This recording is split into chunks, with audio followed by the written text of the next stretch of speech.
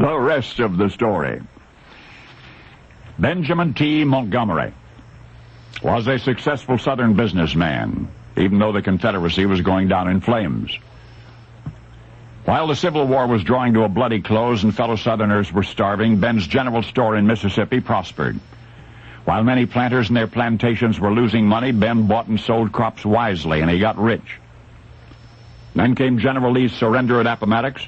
Suddenly the South was up for grabs, but Ben Montgomery's fondest dream was about to come true. And that brings us to the rest of the story. One day Joe paid a call on Ben. Joe said, "I know you've had your eye on Briarfield for a long time. Are you still interested?" Well, the question practically answered itself, because the 800-acre Briarfield estate, which belonged to Joe's brother, was a wonderful piece of property. And while many plantations yielded maybe 1 bale of cotton an acre, Briarfield produced nearly 2. In fact, the fertile soil of Briarfield grew goldenrod so enormous that you could actually make walking canes out of the stalks. So Ben Montgomery answered, sure, he was interested in Briarfield, but why would Joe's brother ever want to sell? Joe looked away as though searching for an answer, and at last he confided, "My brother is in jail.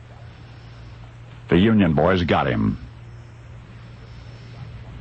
Well, Ben could scarcely believe it. At once an ironic picture emerged in his mind. With the slaves free and the owner in shackles, the once prosperous plantation could no longer support itself. And the longer Ben pondered such good farming land going to waste, the more angry he got. "Why don't you take over Briarfield?" Ben asked Joe. Now, Joe had his hands full with his own property, but seeing as how Ben was a family friend, Joe's brother wanted him to have first refusal. Ben asked how much. Joe said $300. Ben answered deal, and the men shook hands. Now, Benjamin T. Montgomery had bought himself a plantation. The transaction of which you've just learned was remarkable for more than one reason, and especially for this one.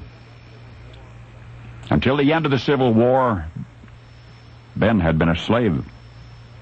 A slave on the properties of Joe and his brother.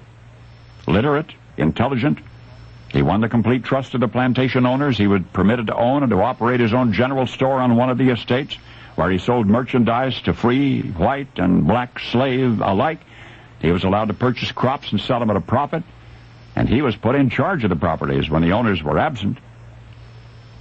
And so it was that when the war was over, Briarfield was threatened with bankruptcy.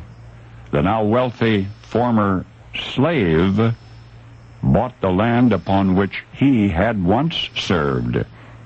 And one thing more, Joe's brother, the incarcerated former master of Briarfield, was released after 2 years in military prison.